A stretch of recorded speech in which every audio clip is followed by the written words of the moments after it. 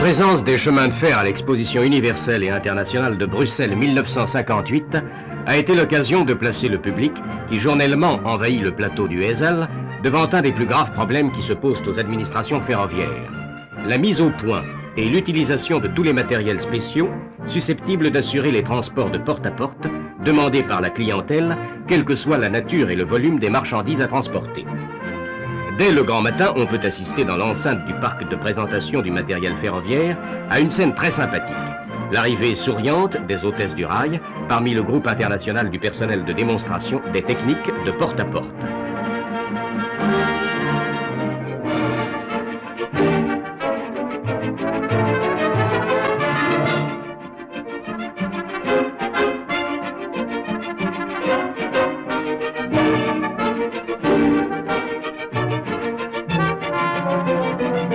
Intrigués par l'invitation lancée par les diffuseurs, les visiteurs se pressent autour de l'aire de démonstration et écoutent, souvent avec surprise, mais toujours avec attention, les explications fournies par le commentateur.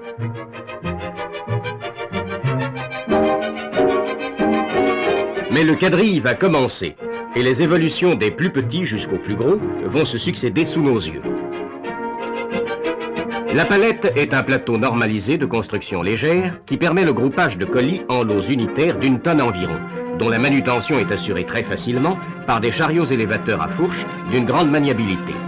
Muni de parois verticales, ce plateau devient une palette-caisse qui se prête au gerbage, à la superposition.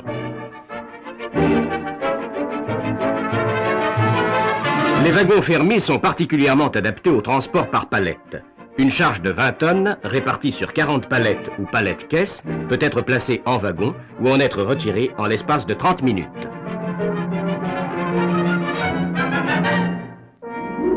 Certaines administrations ferroviaires autorisent la clientèle à grouper en poules leurs palettes avec celles du réseau. Cette banalisation offre toute facilité, tant à l'acceptation qu'à la remise des marchandises. Notons que si le client dispose dans ses installations d'un quai surélevé à niveau du plancher des wagons, un transpalette suffit pour déplacer les palettes.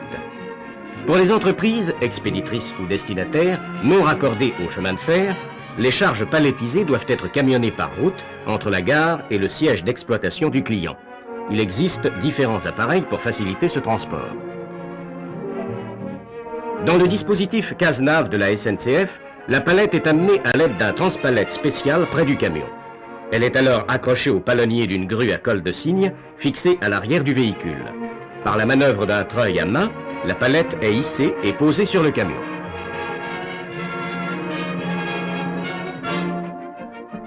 Un autre procédé, le système panel de la SNCB, étudié pour la manutention de charges allant jusqu'à 1500 kg, autorise, par l'utilisation de 2 rails de guidage, le chargement de petits containers. Cette innovation consiste à fixer la ridelle arrière du camion sur un dispositif élévateur hydraulique commandé par le moteur. En position horizontale, la ridelle devient ascenseur et élève le conteneur du sol jusqu'au plancher du véhicule routier. Le conteneur étant tiré et calé à l'intérieur du camion, il ne reste plus qu'à enlever les rails de guidage.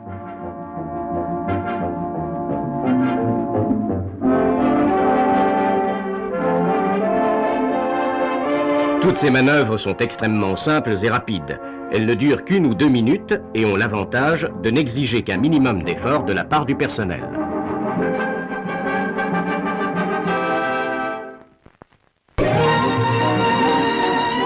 Nous venons de vous parler de containers. On entend par là une unité polyvalente de transport et de distribution d'une capacité de 1 à 5 tonnes.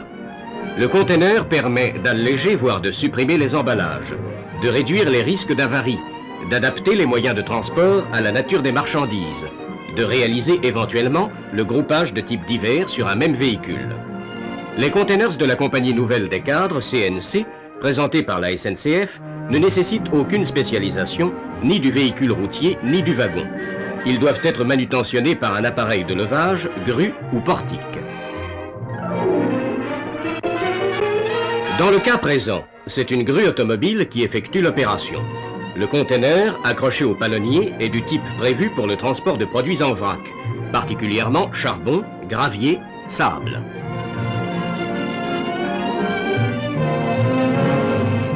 Par le simple jeu d'un levier, le conteneur peut être vidé grâce à son fond mobile.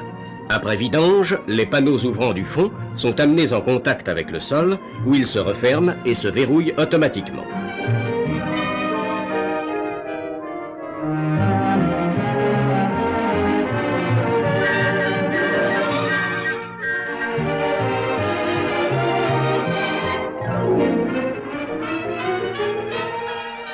Il existe différents types de containers à manutention par engin de levage.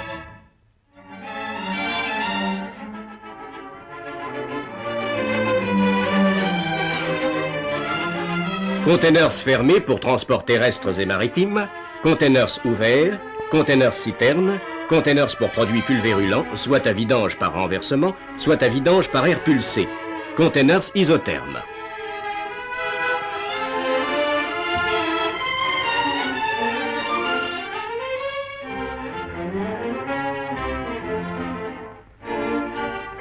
Le conteneur à porteur aménagé, dit PA, nécessite pour son transport, d'une part, et pour sa manutention, d'autre part, des wagons et des véhicules routiers spécialement aménagés.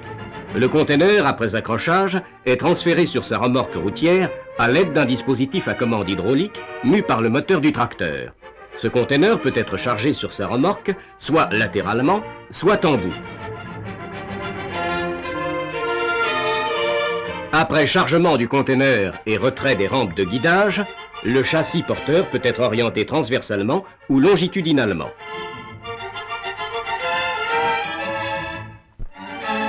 Dans chacune de ces positions, un dispositif hydraulique provoque le basculement du conteneur et son déchargement s'effectue par gravité.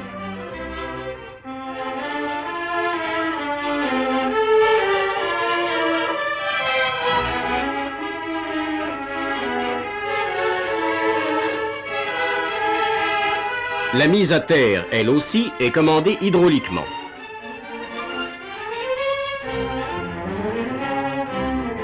Parmi ces containers, on en trouve de type fermé et ouvert de 5 tonnes de charge utile. Il en existe pour le transport de produits pulvérulents, de bière, d'huile lourde, d'autres sont isothermes. Ce système de containers est utilisé sur une grande échelle par les réseaux allemands, belges, néerlandais, suédois et suisses. Certaines marchandises encombrantes ou lourdes, telles que tôles, bobines de papier, etc., et qui sont comme les containers CNC manutentionnés par engin de levage, exigent un transport à l'abri des intempéries. Le wagon à toit coulissant MacGregor de la SNCF présente les mêmes avantages qu'un wagon fermé en ce qui concerne la protection du contenu contre l'humidité, tout en permettant exactement comme un wagon tombereau le chargement et le déchargement par la partie supérieure. Le toit, composé d'éléments mobiles solidaires entre eux, couvre l'intégralité de la surface du wagon, assurant ainsi une étanchéité parfaite du véhicule. Les manœuvres de fermeture et de verrouillage sont commandées du sol.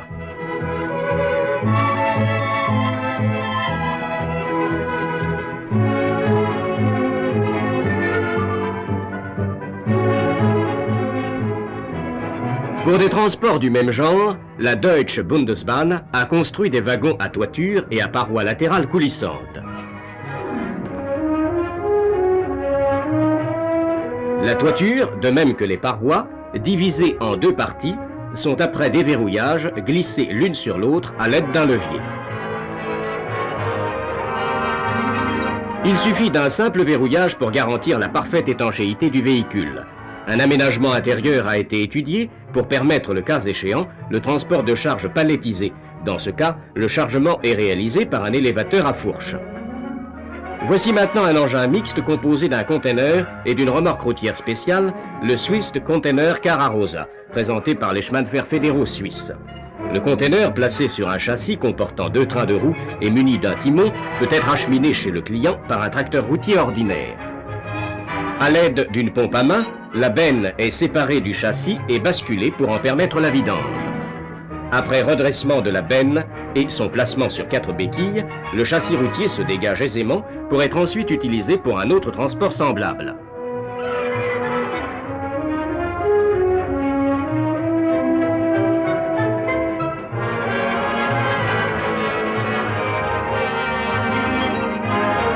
C'est ainsi que nous le voyons maintenant placé sous une citerne du type Arosa, où la même manœuvre peut être effectuée. Ce type de conteneur est transporté sur un wagon plat ordinaire, reposant soit sur ses béquilles, soit sur le châssis remorque. Pour des transports du même genre, les chemins de fer italiens de l'État utilisent un conteneur rail-route monté sur pneumatique.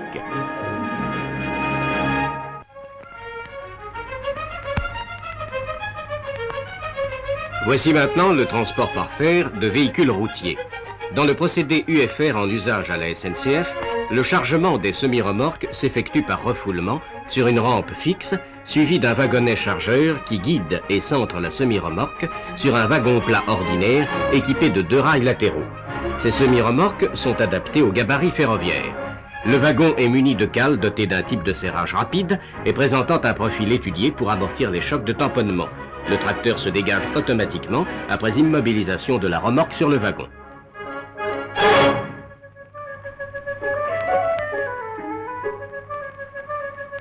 Il existe une gamme étendue de semi-remorques UFR, citernes de 200 hectolitres, fourgons isothermes, tombereaux bâchés, etc. Le transport à longue distance des véhicules routiers posés sur wagon présente un grand intérêt pour l'usager qui profite à la fois des facilités du porte-à-porte inhérentes au transport routier et des avantages proprement ferroviaires, sécurité, régularité et rapidité d'acheminement. De son côté, la collectivité bénéficie du moindre prix de revient du transport ferroviaire et d'une diminution de l'encombrement et de l'usure des routes.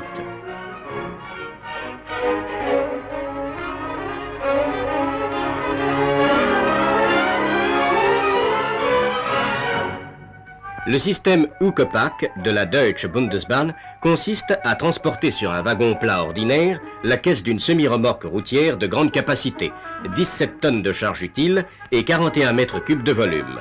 Le chargement et le déchargement ne peuvent avoir lieu qu'en des gares où l'on dispose d'un quai de hauteur normale. L'orientation des essieux du train routier de la remorque est commandée par un agent placé à l'arrière du véhicule.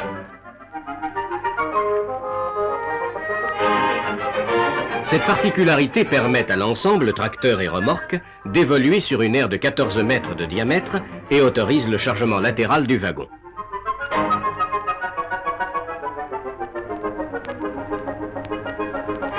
La mise en place de la remorque s'effectue en souplesse.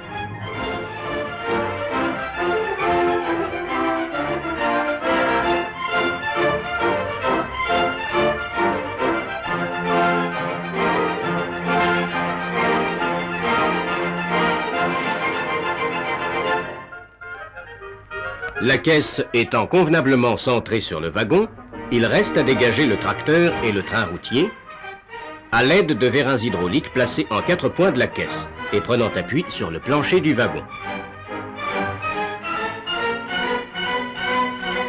La caisse se soulève et se dégage du tracteur. Le train routier est ensuite désolidarisé de la caisse et libéré. La remorque est alors abaissée sur le plancher du wagon.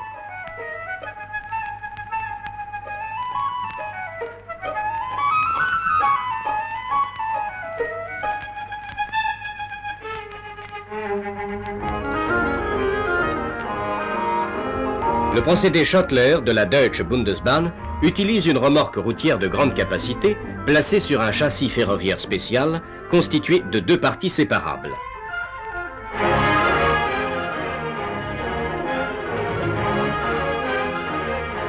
Nous pénétrons ainsi dans le domaine du véhicule roulant successivement sur rail et sur route.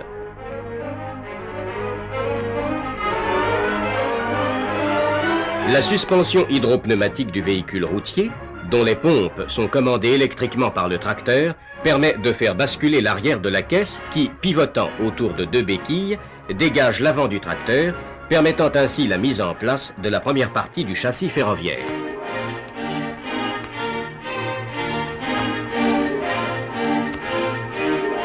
Le relèvement de l'arrière de la remorque, par une manœuvre inverse, autorise le glissement de la seconde partie du châssis.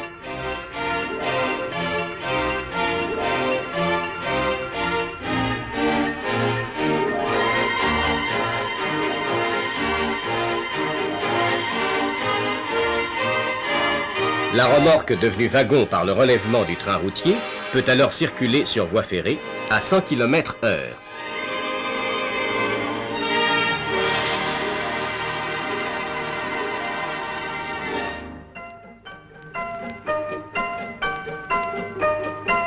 La firme Urdingen a conçu et réalisé pour la Deutsche Bundesbahn un autre véhicule dont les essieux servent indifféremment pour la circulation sur route et sur rail.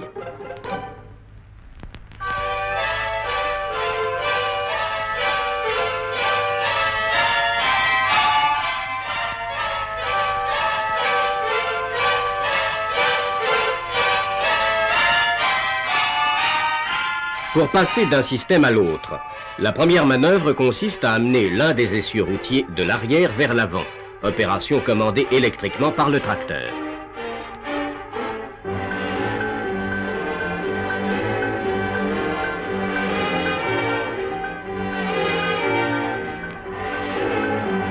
L'arrière du train routier, tiré par le tracteur, est amené dans deux fosses, aménagées de part et d'autre du rail.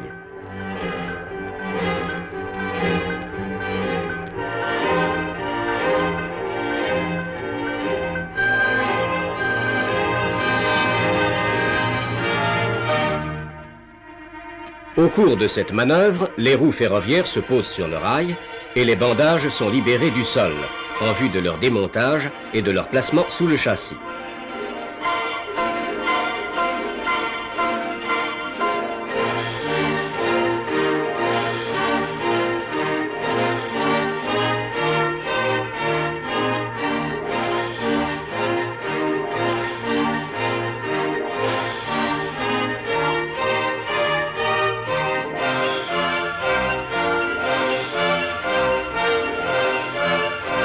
L'essieu avant est conduit sur deux plans inclinés qui provoquent l'exhaussement de la caisse et son dégagement du tracteur. Cet essieu est alors amené au droit de la fosse, où se perd le démontage des derniers pneumatiques. Ce véhicule ferroviaire peut également circuler à 100 km/h.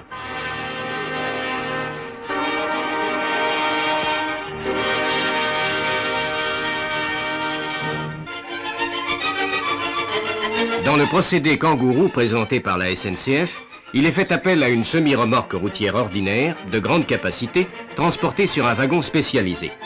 Un tracteur spécial est nécessaire pour le chargement et le déchargement de la semi-remorque. Ce tracteur peut être acheminé sur le wagon porteur, comme nous venons de le voir. Le wagon comporte un pont-levis dont l'abaissement autorise l'utilisation intégrale du gabarit ferroviaire. Une rampe mobile permet d'éviter la construction d'un quai et d'utiliser n'importe quelle voie courante dont les rails sont encastrés.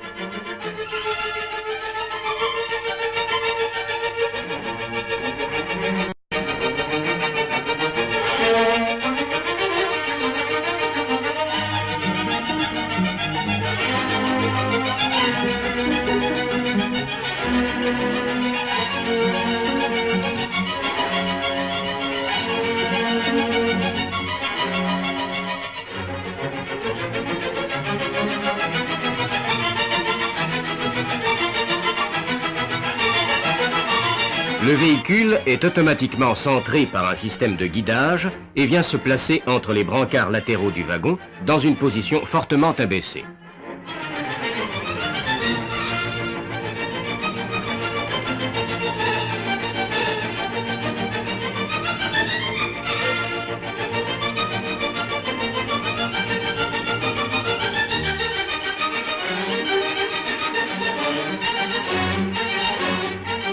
Dans cette position, le niveau inférieur des roues se trouve à 27 cm du rail.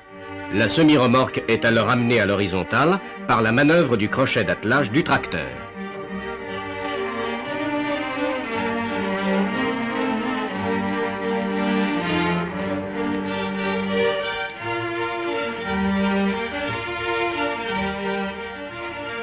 Le tracteur est ensuite libéré et quitte la rampe mobile.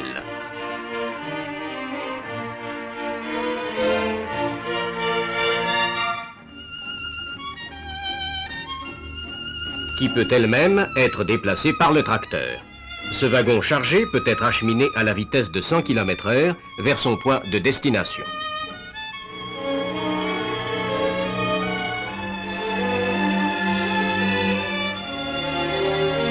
À la limite de deux réseaux dont l'écartement des voies est différent, on évite le transbordement de la marchandise en procédant au changement d'essieu sous le wagon après levage de celui-ci par vérin, installé à poste fixe.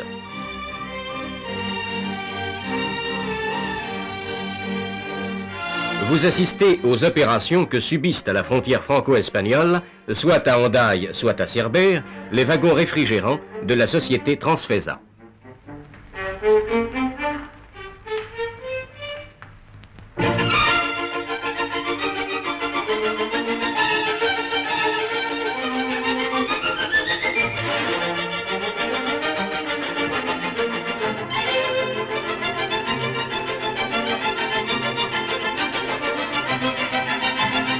Les membres de la commission permanente de l'Association internationale du Congrès des chemins de fer et diverses hautes personnalités de l'Union internationale des chemins de fer, profitant d'une réunion commune tenue en Belgique, sont venus visiter les réalisations présentées par les différents réseaux ferroviaires à l'exposition de Bruxelles.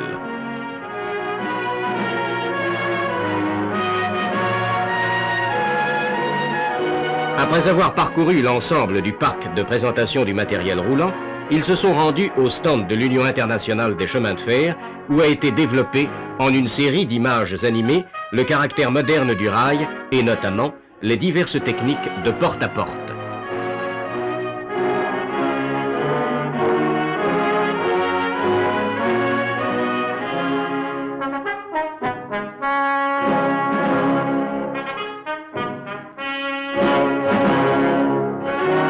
Les visiteurs de l'exposition auront eu le plaisir de constater l'immense effort accompli par les réseaux de chemins de fer européens, dont les présentations s'intègrent parfaitement dans le thème général de l'exposition, Bilan du monde pour un monde plus humain.